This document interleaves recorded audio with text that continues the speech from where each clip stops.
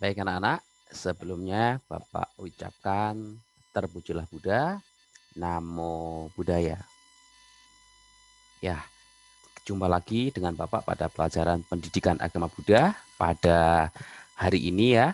Semoga pada hari ini kalian dalam kondisi yang sehat, semangat, dan tentunya berbahagia. Baik anak-anak, setelah minggu lalu kalian mencatat mengenai 3 jenis dana di bab 6 ini, sekarang Bapak akan memberikan penjelasan, ya, memberikan penjelasan supaya apa? Supaya kalian lebih paham lagi mengenai 3 jenis dana. Minta tolong kalian simak video ini dengan baik. Kenapa? Karena di beberapa sesi nanti kalian harus menjawab soalnya dan juga nanti di akhir sesi dari video penjelasan ini nanti kalian mengerjakan latihan soal bab 6. Ya, jadi kalian perhatikan dengan baik, kalian simak dengan baik dan jawab setiap soalnya. Karena kalau nggak bisa menjawab setiap soal itu, nggak akan bisa untuk sampai ke akhir nanti mengerjakan soalnya ya. Baik, 3 jenis dana.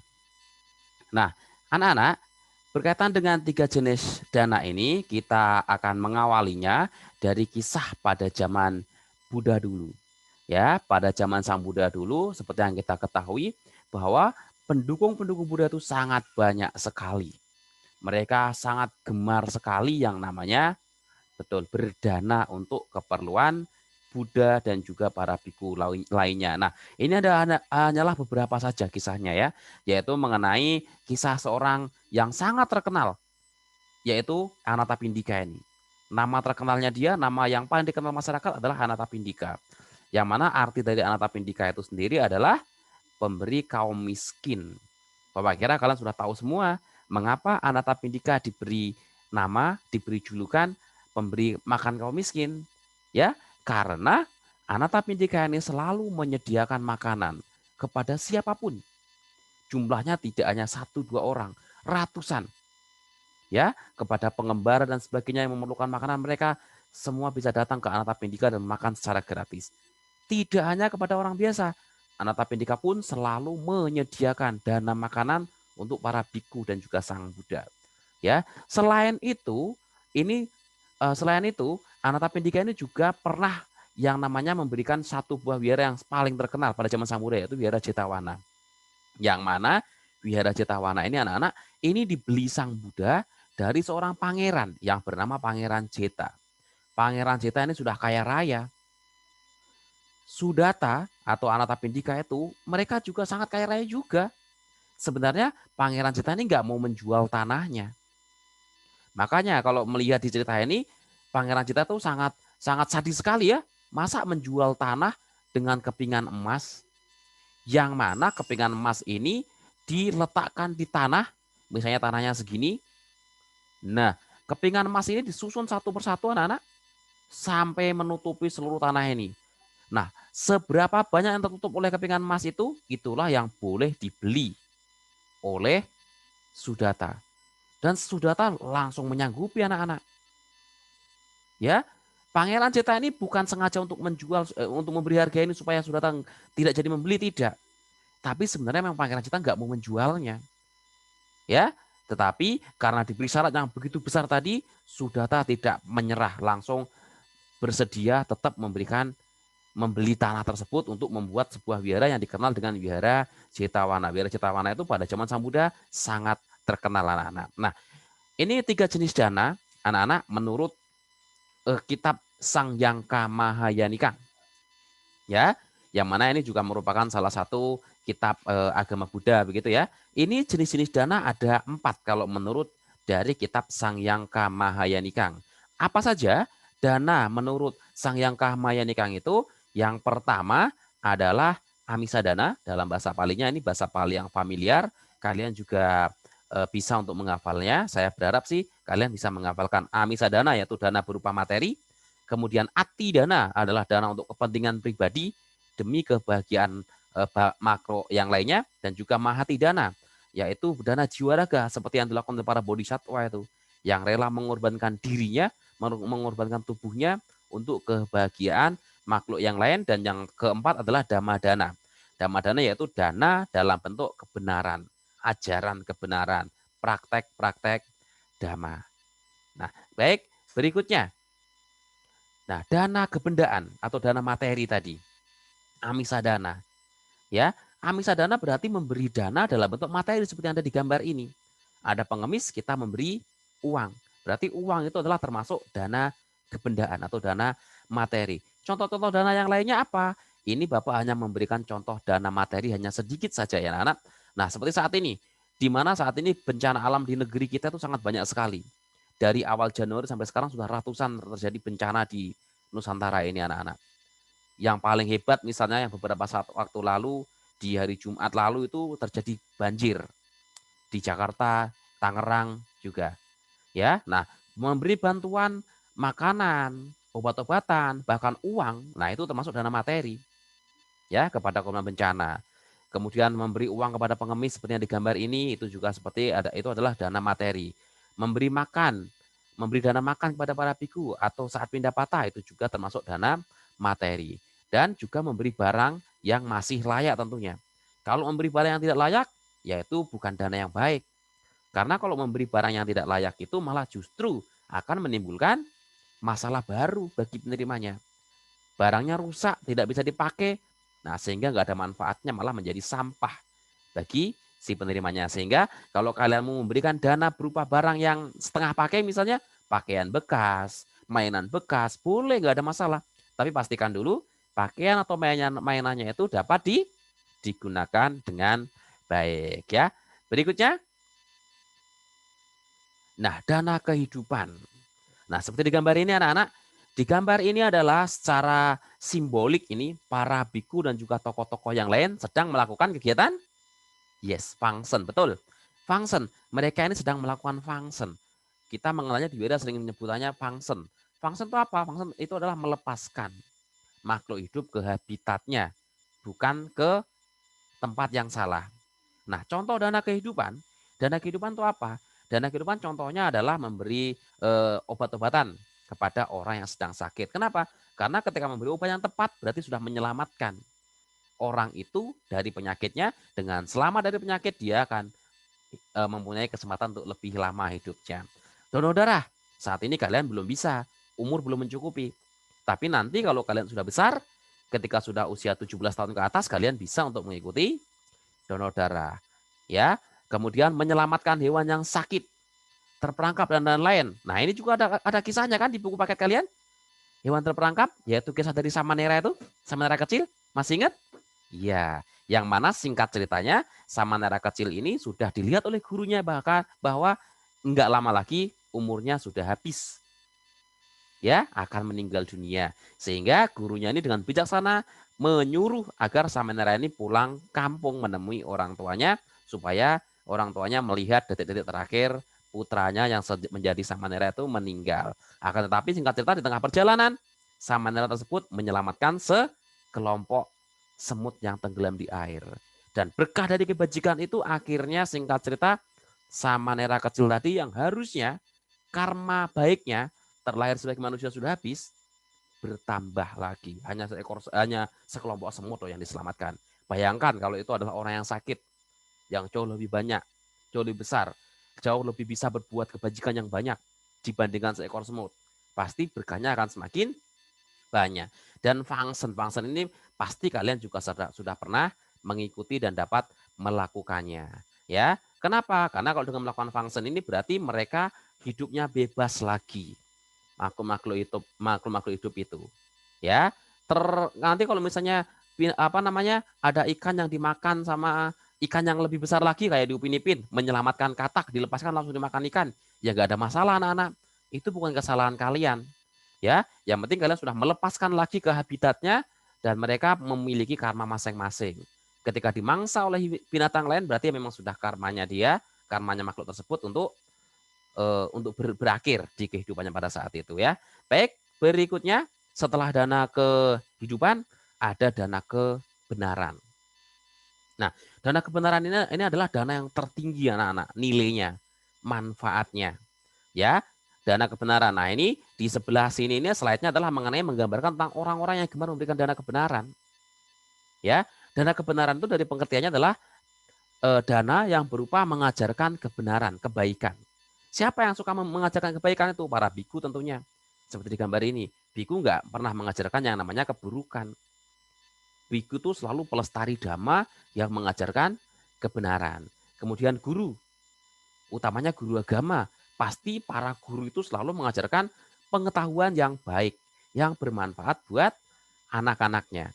Pembina sekolah minggu, penceramah-penceramah di wihara maupun di tempat yang lain, dan juga donatur yang menggalang untuk pencetakan buku dhamma. Kenapa donatur pencetakan buku dhamma kok termasuk kelompok orang yang memberikan dana kebenaran? Karena anak-anak dengan mencetak buku dhamma itu tadi berarti buku tersebut bisa dibaca oleh orang lain. Ya, ketika dibaca menginspirasi dan lalu mempraktekannya, nah itu berarti mereka telah memberi kesempatan orang lain untuk belajar dhamma, belajar kebaikan, sehingga mencetak buku dhamma juga termasuk dana kebenaran. Apakah kalian sebagai siswa nggak bisa memberikan dana kebenaran? Bisa anak-anak. Dengan memberi nasihat misalnya, ya kan? Nasihat temannya atau adiknya yang berperilaku kurang baik, kalian bisa memberikan nasihat supaya perilakunya menjadi betul, supaya bisa menjadi baik. Ya, dan banyak lagi dana-dana kebenaran yang kalian bisa lakukan. Ingat, dana kebenaran itu dari 3 dana tadi anak-anak, dari dana materi, kemudian dana kehidupan, dan dana kebenaran, yang nilainya paling tinggi, kualitasnya paling tinggi, nah itu adalah dana kebenaran. Ya, tanpa modal itu, tanpa mengeluarkan uang, tanpa mengeluarkan barang, tapi memiliki nilai yang jauh lebih besar. Ya, kenapa? Karena ketika orang yang mengetahui kebenaran dan dia langsung berubah perilakunya, menerapkan dalam perilaku hidupnya, maka dia itu akan menyelamatkan dirinya dia dan juga bisa menyelamatkan makhluk-makhluk yang lainnya. Nah, next berikutnya. Nah, apa saja sih faktor-faktor yang mempengaruhi kualitas dana itu? Ternyata anak-anak, dana itu akan berkualitas nilainya apabila memenuhi unsur-unsur seperti yang Bapak tampilkan di dalam slide itu. Nah, yang pertama kita lihat dari barangnya dulu. Barang atau jasa yang kita berikan ini bukan dari hasil kejahatan. Apakah nggak boleh Pak dari hasil kejahatan kita gunakan buat berdana? Kan berdana itu perbuatan yang baik, boleh anak-anak. Tapi kan ini kita bicara tentang kualitas. Nah, kalau dari barang yang tidak baik, dari hasil kejahatan ya tentunya kualitasnya tidak sebesar, tidak sebagus, tidak semurni kalau barang atau jasa itu dari hasil kebaikan. Ya, yang kedua adalah dari niatnya. Niat kita berdana itu harus ikhlas. Kapan ikhlasnya? Sebelum berdana, saat memberikan dana, dan juga setelah berdana. Itu memang benar-benar harus ikhlas. Ikhlasnya lewat pikirannya ini. Ya, semuanya ikhlas, lewat pikiran, ucapan maupun jasmaninya harus ikhlas semuanya. Dan tujuannya harus tepat. Tujuannya harus tujuan yang tertinggi kalau bisa. Tujuan tertinggi apa? Nanti Bapak sampaikan ada tujuan-tujuan dalam berdana. Ya, ada 3 kelompok di situ. Uh, Tujuan dari berdana, tapi tujuan yang tertinggi tentunya adalah membebaskan diri dari penderitaan anak-anak. Nah, harusnya ketika orang memberikan dana, sekecil apapun dananya itu, menyadari bahwa tujuan dari berdana itu bukan hanya sekedar untuk dihormati, ujian, terlihat di alam bahagia, tetapi membebaskan diri ini dari penderitaan. Dan yang keempat, faktor yang mempengaruhi kualitas dana adalah orang yang diberi dana itu harus orang yang tepat, yang memiliki ladang subur. Ya, kalau orang yang memiliki ladang subur itu berarti memiliki kualitas moral yang baik. Nah, berikutnya, nah ini dari tujuan berdana tadi. Ya, tujuan berdana yang Bapak sampaikan tadi ada 3 kelompok. Bapak mengelompokkannya ini. Ini waktu itu Bapak mendengarkan ceramahnya Bante Sri Panyawaro waktu Katina, kalau nggak salah Katina di Wira Dhamma Cakra tahun 2017 atau 18 itu. Nah, beliau menyampaikan mengenai pengelompokan ini. Dana dikelompokkan menjadi ada tingkat 1, tingkat 2, tingkat 3. Nah, ini tingkat 3 ini tingkat yang terakhir anak-anak yang paling bagus, yaitu terbebas dari penderitaan. Ini kalau bisa, walaupun sama-sama dana Rp1.000 misalnya, tapi kalau tujuan kita mengetahui bahwa dengan berdana itu bisa terbebas dari penderitaan, ya itu merupakan kualitas yang sangat baik, tinggi.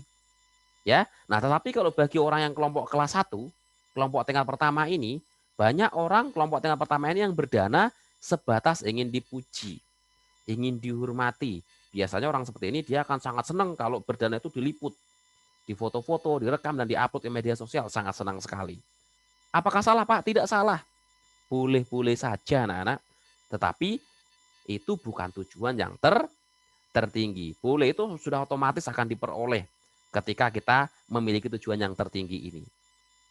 Yang kedua, tujuan dari orang yang berdamai yang kedua adalah dia akan terlahir di alam bahagia. Ya, ini tujuannya dia gemar berdana. Saya mau berdana ke wihara lah. Ini ada pembangunan wihara, pembangunan kuti, saya ikut berdana. Tujuan saya berdana semoga saya terlahir ke alam bahagia. Boleh, nggak ada salahnya anak-anak. Tetapi ingat, itu bukan tujuan yang tertinggi. Tujuan tertingginya tetap sama, yaitu tadi terbebas dari penderitaan.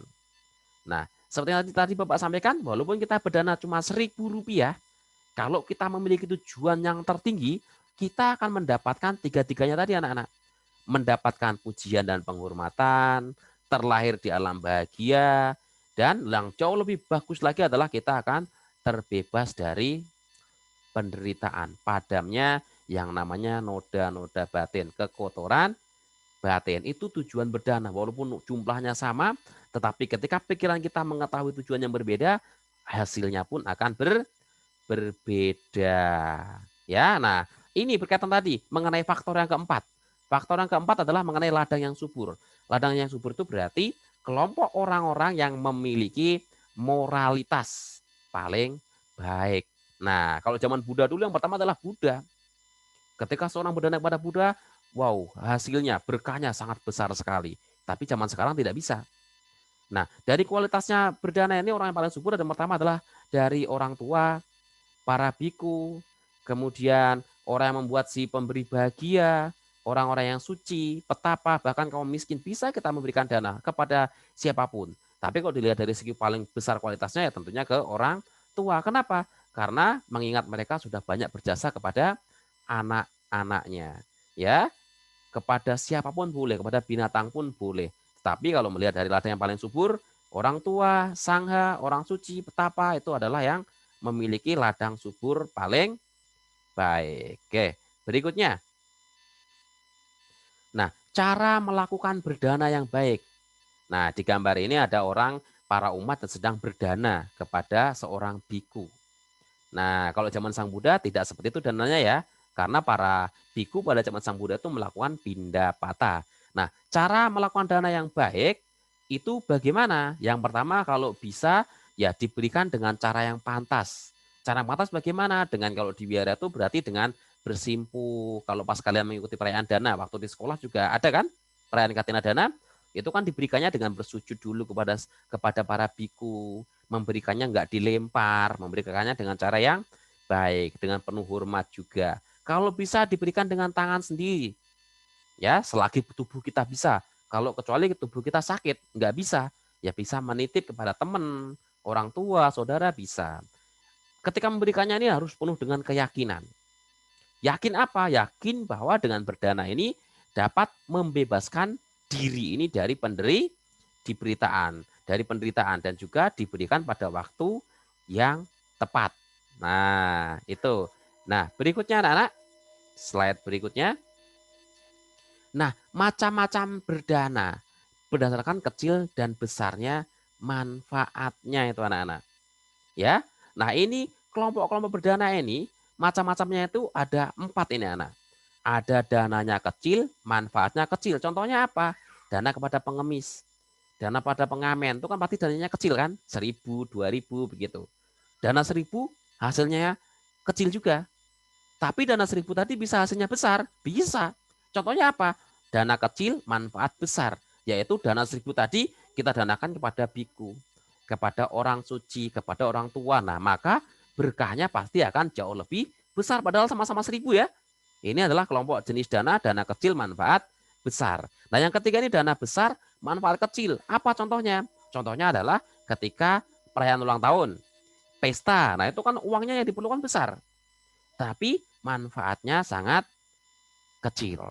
Dan yang paling bagus yaitu dana besar, manfaat besar. Contohnya adalah membuat jembatan, sekolah, rumah sakit, dan wihara ini. Nah, kenapa? Karena kita membangun jembatan atau sekolah atau rumah sakit atau wihara itu dimanfaatkan oleh banyak orang anak-anak. Ya, Bante Panyamaro waktu itu pernah menceritakan bahwa kalau misalnya kita berdana jembatan misalnya, dana Rp1.000 misalnya kepake membuat jembatan, ya. Ketika dilewati satu orang, kita sudah dapat karma baik. Ketika dilewati 2 orang, dapat double karma baik. 3 orang, 4 orang, 1.000 orang, bagaimana? Karma baik kita terus semakin besar, bertambah terus.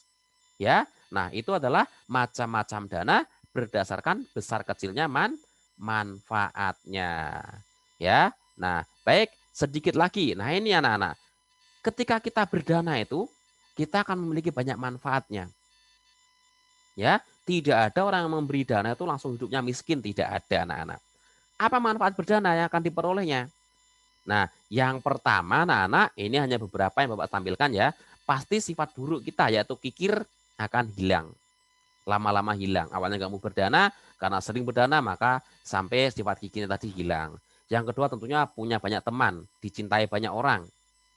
Ya, persahabatan semakin bagus dan cita-cita kita yang diinginkan akan tercapai serta setelah meninggal terlahir di alam bahagia. Itu sudah pasti nih anak-anak. Tidak usah tadi berdana, ketika berdana langsung berdoa semoga saya terlahir di alam bahagia. Tidak perlu anak-anak. Karena sudah otomatis itu. Ketika kalian berdana yang perlu kalian ketahui tadi adalah mengetahui bahwa pikirannya itu harus ikhlas tadi. Sebelum, saat, dan setelah berdana. Ya, terlahir ke alam bahagia sudah pasti jaminannya itu. Ibaratnya ada lilinnya menyala, ada apinya, kamu naruh tisu di atasnya, perlu nggak berharap berdoa semoga tisu ini terbakar? Tidak perlu anak-anak.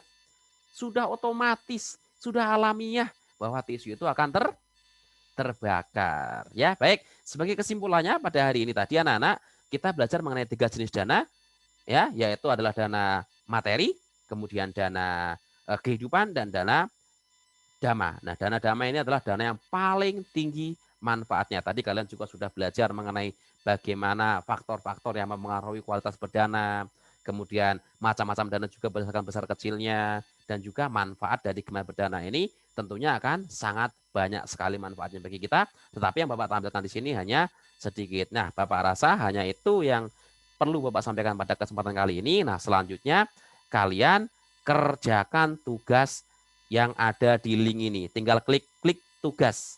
Nanti langsung akan diarahkan ke Google Form. Ya, saya tunggu anak-anak.